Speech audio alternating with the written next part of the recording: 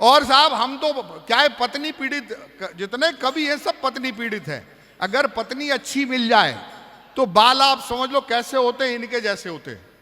और अगर पत्नी ठीक ठाक नहीं मिले तो बाल ऐसे होते हैं। तो तभी 4 पंक्तियां मैं लिखता हूं और सुनेगा कि जिस दिन से पड़ गया हूं शादी के झमेले में, जिस दिन से पड़ गया हूं शादी के झमेले में, उस दिन से रो रहा हूं किस्मत पे अकेले में। और पत्नी हमारी देखो एसी में सो रही है, सागर मियां पड़े हैं भैंसों के तबेले में। अगर इसी बात को हम दूसरे तरीके से कहें तो कैसे कहेंगे, सुनिएगा कि जब से हुई है शादी यानी पूरी बर्बादी, यातायात जिंदगी का जाम होके रह गया। कि जब से हुई है शादी यानी पूरी बर्बादी, यातायात जिंदगी का जाम होके रह गया। घर में भी काम करूं बाहर भी काम करूं, आदमी में खास था पर आम होके रह गया। और जवाब सुनिएगा कि रोज रोज मुझको सताए मेरी घर वाली, क्या करूं मैं जोरू का गुलाम होके रह गया। और घर वाली मेरी मुन्नी की तरह से नचती है और संतोष सागर झंडू बाम होके रह गए। समस्या इधर फंसी पड़ी है। और यहां पर जितने लोग बैठे हैं सही में ऐसा लग रहा है जैसे घर से संडे के दिन भाभी से लड़के आए हैं। और जो लोग पत्नी से लड़के आते हैं उनकी हालत ऐसी होती है जैसे, एक बार मैं अपनी निजी पत्नी की बातें बताऊंगा, किसी दूसरे की बात नहीं बताऊंगा। समस्या क्या रहती है कि घर में जब जो जितने शादीशुदा लोग होते हैं ना, उनकी हालत है ना, समझ लो ऐसी रहती है जैसे पत्नी रहती है नरेंद्र मोदी की तरह और पति रहता है लाल कृष्ण आडवाणी की तरह। मतलब वो कहते हैं ना कि तुम जहां पर हो तो मेरी बदौलत हो और मैं वहां पर हूं तो तुम्हारी बदौलत हो। इसलिए बिल्कुल मौज मस्ती के साथ, ज्यादा टेंशन का काम नहीं है। टेंशन इसलिए नहीं लेते साहब। अभी भाई पढ़ रहे थे, बहुत अच्छा पढ़ रहे थे, इनके साथ में बंबई कवि सम्मेलन में गया। और बंबई कवि सम्मेलन हम दोनों 5 स्टार होटल में रुके। इनने कहा शर्मा जी आप कहो तो मैं स्विमिंग पूल में नहा लूं। मैंने कहा नहा ले। जैसा ही जो स्विमिंग पूल में कूदे, वो अंग्रेज औरतें नहा रही थी, सब निकल के बाहर खड़ी हो गई। मैनेजर ने क्या है, कहले कौन है ये, कहले क्या हो गया, कहले कुछ नहीं कलर छोड़ रहे हैं। तो समस्या इधर फंसी पड़ी है। और मैं इनके घर गया साहब, इनकी पत्नी बहुत अच्छी है, इतनी अच्छी है। मैंने उनसे कहा बहू एक बात बता बेटा, तुम इतनी सुंदर है, ये तुमने इससे शादी कैसे कर ली। तो उसने कहा कि पंडित जी क्या बताऊं, मैंने 16 सोमवार के व्रत रखे और संतोषी माता के व्रत रखे, ढेर सारे व्रत रखे। और भगवान बांके बिहारी का, बांके बिहारी मुझे कोई अच्छा सा पति मिलेगा, 1.25 रुपए का प्रसाद चढ़ाऊंगी। जैसा ही बारात दरवाजे पे आई और मेरी नजर दूल्हे पे गई, मैंने कहा हे बिहारी ऐसा दूल्हा। बिहारी जी ने आकाशवाणी से कहा 1.25 रुपया में ऐसे ही मिलेगा। ये 1.25 रुपए के हम लोग भी भगवान को बड़ा बेवकूफ समझते हैं। अपन 1.25 रुपए के प्रसाद में 15.25 लाख रुपए की लॉटरी की जुगाड़ में रहते हैं।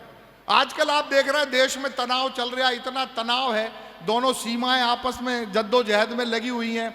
ऐसे में एक आदमी था जिसका वजन 15 किलो, और 15 किलो का आदमी वो सीधा सीमा पर पहुंच गया। वो सीमा पर जाकर मेजर से कहता है कि मैं देश के काम आना चाहता हूं। मैंने कहा बता। उसने बंदूक उठा ली। वो बोला बंदूक उल्टी चलाऊंगा सीधी। कह लगे तू कैसी भी चला, दोनों में देश का भला है। सीधी चलाएगा दुश्मन साफ और उल्टी चलाएगा तो तू साफ। समस्या इधर फंसी पड़ी है। और फिर वो फिर भी नहीं माना। कह लगे मैं देश के काम आना चाहता हूं, शहीदों को, जो घायल सिपाही हैं उनको अपना खून देना चाहता हूं। तो डॉक्टर ने कहा तेरे पास खून है कहां। कह लगे नहीं नहीं मैं देश के काम। साहब उसका 10 ग्राम खून निकाला, पट्टा बेहोश हो गया। उसे बचाने के लिए 4 बोतल खून चढ़ाना पड़ा।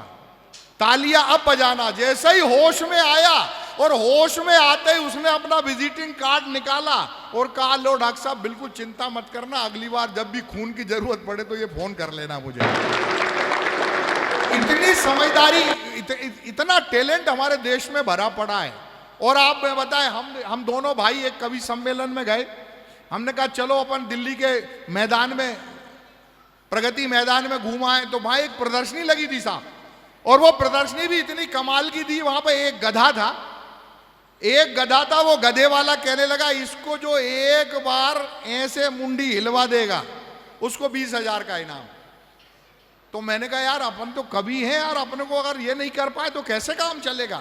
मैं गया, उस गधे के कान में कुछ कहा, गधा ऐसे ऐसे मुंडी हिलाने लगा। तो वो उन्होंने कहा 10,000 दो। पंडित जी बोला, पंडित जी यार ये तो बताओ तुमने गधे के कान में कहा क्या। मैंने कहा कुछ नहीं, मैंने गधे से जाकर ये कहा कवि हूं, कविता सुनाऊं। गधा कहने लगा नहीं। तालियां बजाओ। दूसरी बार गया, दूसरी बार वो गधे वाला कहने लगा जो एक बार ऐसे में मुंडी हिलवाएगा, दूसरी बार में ऐसे में मुंडी हिलाएगा उसको 40,000 का इनाम। हमने कहा फिर 40,000 की जुगाड़। हमने इनसे कहा चलो फिर गया। मैंने पहली बार उसके जैसे ही कान में कुछ कहा, गधा कहने लगा हाँ। फिर मैंने दूसरी बार कहा, कहने लगे नहीं। फिर वो बोला यार तुमने फिर क्या कहा। मैंने कहा कुछ नहीं, इतना कहा क्यों, पहचाना। गधा कहने लगे हाँ पहचाना। कविता सुनाऊं, बोला। समस्या इधर फंसी बैठी है। बहुत सारी बातें निकल कर आती है। 4 पंक्तियां फिर पढ़ना चाहता हूं। लोग पाकिस्तान के बारे में मित्तल साहब दुनिया भर की बातें कर रहे हैं।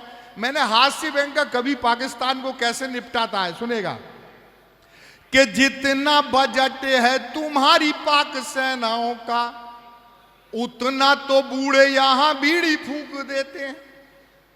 कि जितना बजट है तुम्हारी पाक सेनाओं का, पवन तुम्हारे लिए, ये भी बीड़ी पीता है, ये मफतलाल जी अग्रवाल का सिपे सालार है। कि जितना बजट है तुम्हारी पाक सेनाओं का उतना तो बूढ़े यहां बीड़ी फूंक देते हैं। जितने की रोटियों को खाते हैं तुम्हारे यहां उतना तो नेता यहां रोज घूस लेते हैं। जितनी थुतड़ियां चलाते हैं तुम्हारे,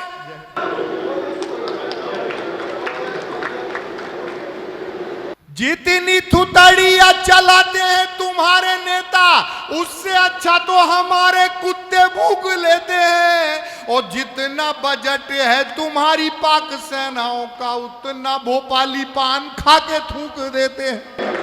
ताली बजाया। हालांकि कविता समझ में नहीं भी आए तो भी बजाते रहना चाहिए ताकि लगे कि हम समझदार श्रोता है ना। मैंने 4 पंक्तियां फिर लिखी। ये आतंकवादियों को, लोग कहते हैं कि हम देशभक्त नहीं होते, आतंकवादियों को फांसी की सजा, इंटरनेशनल व्यंग अगर आपको अच्छा लगे तो तालियों का महोत्सव उठाएं। मैंने कहा महामहिम राष्ट्रपति जी हमारी अर्जी पर गौर फरमाइए।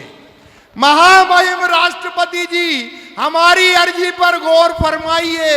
आतंकवादियों को फांसी की सजा मत सुनाइए। इस विषय पर गंभीरता से सोचिए। उन नालायकों को हम कवियों को सौंपिए। इस विषय पर गंभीरता से सोचिए।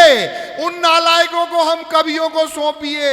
हम भी अपनी देशभक्ति का नमूना दिखाएंगे और जब तक साले मर नहीं जाएंगे जब तक कविताएं सुनाएंगे। एक और क्षणिका सुनाता हूं। एक पत्नी ने अपने पति को कुत्ता कह के बुलाया। अक्सर घर में यही स्थिति है, लोग कहे ना ये अलग बात है। एक पत्नी ने अपने पति को कुत्ता कह के बुलाया। पति ने बुरा नहीं माना लेकिन कुत्ता गुर्राया। एक पत्नी ने अपने पति को कुत्ता कह के बुलाया। पति ने बुरा नहीं माना लेकिन कुत्ता गुर्राया। कुत्ते का कुत्तत्व जाग गया, चैन तोड़ के भाग गया। अभी तो 2 लाइन और बाकी है। कुत्ते का कुत्तत्व जाग गया, चैन तोड़ के भाग गया। भागते हुए कुत्ते से पति ने कहा बंधु यहां नहीं तो कहां रहेगा। कुत्ते ने पलटकर जवाब दिया चुप बे, एक मोहल्ले में एक ही रहेगा। ये लोकतंत्र। और साहब एक बहुत अच्छी बात बताता हूं। लोग कहते हैं महिलाएं, यहां पर महिलाएं बैठी हैं, मेयर साहिबा बैठी हैं, उनसे क्षमा चाहता हूं। लोग कहते हैं महिला बड़ी दयालु होती है। मित्तल साहब मैं कहता हूं महिलाएं बड़ी कठोर होती हैं और इतनी कठोर होती है तमाम शादीशुदाओं से पूछ लो। और आपको प्रैक्टिकल सिद्ध करके बता सकता हूं। आप कभी बस में सफर कर रहे हैं, बस में जैसे ही सफर करो तो कोई भी महिला आए तो आदमी खड़ा हो जाता है, आइए माता जी बैठी है, आइए बहन जी बैठी है। और कसम भगवान की, और कहीं का डोकरा खड़ा हो, लड़कियां बैठी हों, वो मर जाए डोकरा तो खड़ी नहीं हो, वो खड़ी नहीं होंगी। अब इस समस्या का समाधान कैसे। एक बार भाई और हमारी मैडम और ये दोनों सफर कर रहे थे।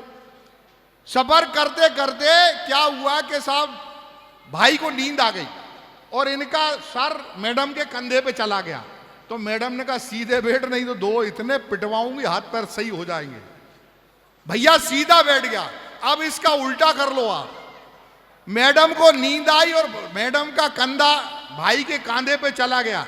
भाई साहब आप कह रहे थे बल्लभगढ़, भैया मथुरा चला जाएगा, हिलेगा नहीं, कहीं ऐसा ना हो मैडम की नींद खुल जाए। मैं तो मौज मस्ती का कवि हूं, ये हमारी प्रारंभिक प्रस्तावना थी। हास्य व्यंग्य के कवि हैं हम। जो कविताएं लिखते हैं तमाम अपने उन विषयों पर लिखते हैं जिन विषयों पर हास्य विनोद पैदा होता है। जैसे कि मैं प्राइमरी का मास्टर हूं और जब कवि सम्मेलन नहीं चलते हैं तो हमारा मास्टरी का जॉब चलता रहता है। तो मैं जिस स्कूल में पढ़ाता हूं, इस स्कूल में बड़े नटखट बच्चे, हम तो सरकारी स्कूल के मास्टर हैं और सर मित्तल साहब मध्य प्रदेश में मास्टरों को, बच्चों को पढ़ाने के अलावा सब काम दिए गए। बस पढ़ाओ मत, जनगणना करो, आधार कार्ड बनाओ, ये करो वो करो, बाकी और सब काम। तो हमारी भी स्थिति यही है। मैंने एक लड़के से खड़ा हो, बेटा खड़ा हो, गंगा कहां से निकलती है, किससे मिलती है? साधारण सा प्रश्न था। मैंने कहा खड़ा हो, गंगा कहां से निकलती है, किससे मिलती है? वो खड़ा होकर मुझसे कहने लगा साहब मेरे पिताजी ने कहा तू सीधा स्कूल जाना, स्कूल से घर आना, कोई किसी से मिले कहीं से निकले तेरे को कोई लेना देना नहीं है। मैं हैरत में पड़ गया। मैंने कहा ये कैसी एजुकेशन है? मैंने मास्टर साहब से पूछा, मैंने कहा मास्टर साहब आप बताओ गंगा कहां से निकलती है, किससे मिलती है? उन्होंने कहा गंगा साहब अमरकंटक से निकलती है। मैंने कहा मास्टर साहब गंगा अमरकंटक से नहीं निकलती, हिमालय से निकलती है। उनका जवाब सुनिएगा और बेरोजगारी का व्यंग सुनिएगा। मैंने कहा गंगा अमरकंटक से नहीं, गंगा हिमालय से निकलती है। वो बोला पंडित जी 2500 रुपए की तनख्वाह में बेटा गंगा अमरकंटक से ही निकलेगी, जब तक पूरा वेतनमान नहीं मिलेगा गंगा हिमालय से नहीं निकलेगी। समस्या इधर फंसी पड़ी है। और अब जवाब तो अब सुनिए। मैंने एक और छोरे से पूछा, मैंने कहा बता बेटा गंगा कहां से निकलती है, किससे मिलती है? वो बोला सर मेरा मुंह मत खुलवाओ नहीं तो अपने दिल्ली में झगड़ा हो जाएगा। अब मैंने कहा नहीं होगा यार, बता गंगा कहां से निकलती है? वो बोला गंगा रात को 12 बजे निकलती है, कल्लू के लड़के से मिलती है। समस्या इधर फंसी पड़ी है। और मेरा खुद का लड़का भाई साहब अंग्रेजी माध्यम से पढ़ा हुआ है, मेरे से बोला यार पापा आप का कवि सम्मेलन में मारे मारे फिरते हो? मैंने कहा क्या हुआ? और कहने लगा मेरा हिंदी का पेपर है, आपको कोई हिंदी का निबंध आता हो तो बता दो। तो साहब मैंने पहली से लेकर पोस्ट ग्रेजुएशन गाय के निबंध से ही पास कर ली। हमारे जमाने में मध्य प्रदेश में एक ही निबंध आता था, गाय का। मैंने कहा तू भी लिख।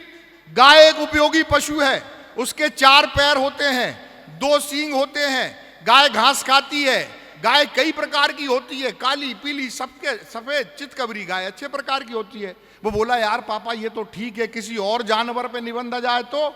अबे मैंने कहा तू कभी का लड़का है, तेरे में इतना अकल होना चाहिए। एक काम करना, गाय का नाम हटाना, उस जानवर का नाम चिपका देना। साहब 3 दिन बाद जब मैं घर पहुंचा, मैंने कहा गुड्डू पेपर हो गया? बोला पापा हो गया। मैंने कहा निबंध आया था? वो बोला आया था। मैंने कहा निबंध गाय पे आया था? वो बोला बाप पे आया था। ताली बजना चाहिए जोरदार। अबे मैंने कहा तूने क्या लिख दिया? कहले पापा लिख दिया बाप एक उपयोगी पशु है, उसके 4 पैर होते हैं, 2 सींग होते हैं। कमाल तो ये लिखा है कि वो ये भी लिखा है कि बाप घास खाते हैं। अपनी ने तो कहा था कि गाय का नाम हटाना और जानवर का नाम चिपका देना, उसने बाप का नाम चिपका दिया। कमाल तो ये हो गया जब वो ये भी लिखा है कि बाप कई प्रकार के होते हैं, काले पीले सफेद चितकबरे बाप अच्छे प्रकार के होते हैं। और साहब ताली तो अब इस बात पे बजाइए, एक बात वो ऐसी लिखाया जो मैंने भी उसे नहीं बताई थी। वो आखिर था तो कभी कई लड़का। वो आगे ये भी लिखा है कि बाप सुबह शाम 2 लीटर दूध भी देते हैं। समस्या इधर फंसी पड़ी है।